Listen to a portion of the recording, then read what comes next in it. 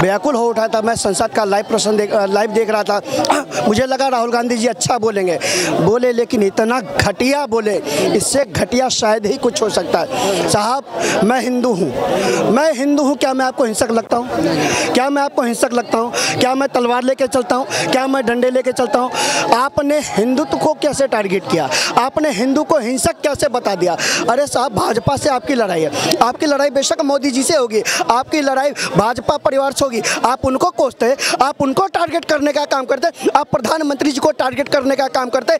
आपके 1 घंटे से ज़्यादा के भाषण में प्रधानमंत्री जी की तरफ आप एक बार भी आँख में आँख मिलाकर नहीं बोल पाए। आपकी हिम्मत नहीं हुई, आपकी हिम्मत नहीं हुई। आप अपनी नेता की तरफ मुड़ के देखते रहे। अरे साहब, आपने हिंदुओं को टारगेट किया, लेकिन जब राहुल गांधी जी हिंदुओं को टारगेट करने का काम कर रहे थे तो साहब, मेरे देश का प्रधानमंत्री खड़ा होता है और सनातन की रक्षा के लिए वो खड़ा होता है और राहुल गांधी जी को बीच में जवाब देने का काम करता है। आज सीना गर्भ से चौड़ा हो गया जब एक हिंदू को टारगेट कर रहा था, जब एक संसद में एक सांसद हिंदू को हिंसक बता रहा था, तो मेरे देश का यशस्वी प्रधानमंत्री खड़े होकर हिंदुओं की रक्षा के लिए खड़ा हो गया था, सनातन की रक्षा के लिए खड़ा हो गया था और सदन में कहा कि सदैव संपूर्ण हिंदू को हिंसक बताना अपराध है, गलत है। लेकिन कांग्रेस वाले तो कह रहे हैं कि 4-5 नेता खड़ा होना पड़ गया। राहुल गांधी जी का इतना धमाकेदार बयान, 5 नेता, सब नेता खड़े हो गए। 4-5 नेता की बात कर रहे हैं। राहुल गांधी जी ने सदन में झूठ बोलने का काम किया।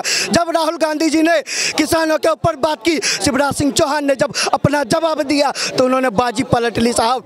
जब राहुल गांधी जी ने अग्निवीर की बात की तो जब राजनाथ सिंह जी ने जवाब दिया साहब, वो पलटी मार गए। जब हिंदुत्व की बात की मोदी जी ने जवाब दिया तो पलटी मार गए। ऐसे हमारे राहुल जी। लेकिन आज देश का हिंदुत्व अपने अस्तित्व के लिए खतरे में है जनाब।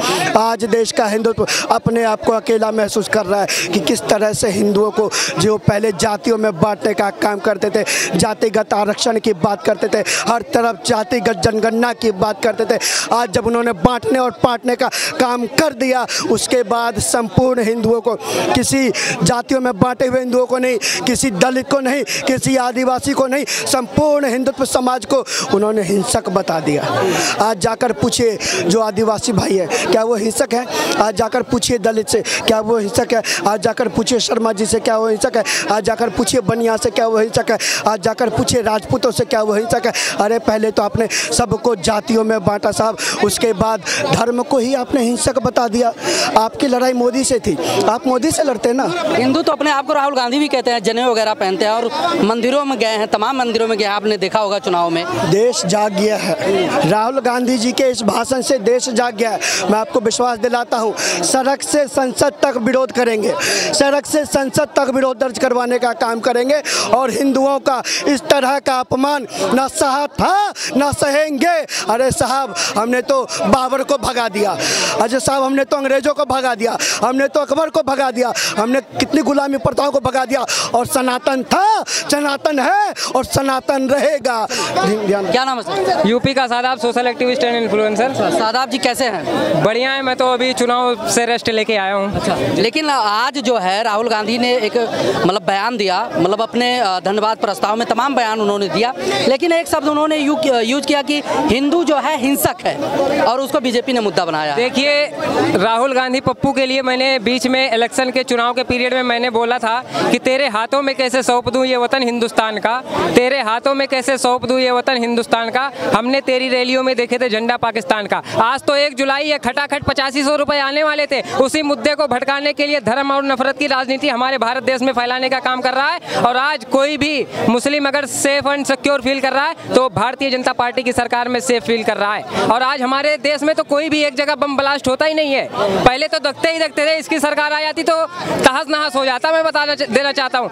और देश में 140 करोड़ देशवासी हैं, जनता है, उसको राहुल गांधी को माफी मांगना पड़ेगा और नहीं माफी मांगेगा तो इसके लिए यूपी का सादाब रोडों पे उतर जाएगा। रोडों पे उतरेंगे। लेकिन जो है खास करके अगर आप देखा जाए तो कांग्रेस जो है मुस्लिम के समर्थक में गिना जाता है, बिल्कुल रहती है। लेकिन आप कह रहे हैं कि हम रोडों पे उतरेंगे अगर राहुल गांधी ने कहा कि हिंदू जो है हिंसक है तो। किसी भी धर्म विशेष जाति समुदाय को लेकर राजनीति नहीं करना चाहिए। मैं भी एक मुस्लिम हूँ, I am proud to be an Indian Muslim. और मैं अगर किसी के हिंदू या क्रिश्चियन या जैन या बौद्ध धर्म पे मैं अनाप शनाप तरीके से टिप्पणी करूंगा तो देश की जनता मुझे चुनेगी। बाइकाट कर देगी। और इस देश की जनता 140 करोड़ जो है उसको सोच समझकर अपना मत तय किया है। और मैं बता देना चाहता हूं कि ध्रुव राठी जो जर्मन शेफर्ड था वो डिक्टेटरशिप बहुत फैला रहा था। What do you mean by dictatorship? Dictatorship तो इस 5 साल के अंदर दिखा देंगे प्रधानमंत्री मोदी जी की डिक्टेटरशिप तानाशाह होता कैसा है। और इसमें 3 कानून बहुत बड़े ऐतिहासिक फैसले लिए जाएंगे। आज ही पत्रकार महोदय मैं आपके चैनल पे बता देना चाहता हूं, पहला लव जिहाद, दूसरा भारत जनसंख्या नियंत्रण कानून और तीसरा पीओके लेकर रहेंगे।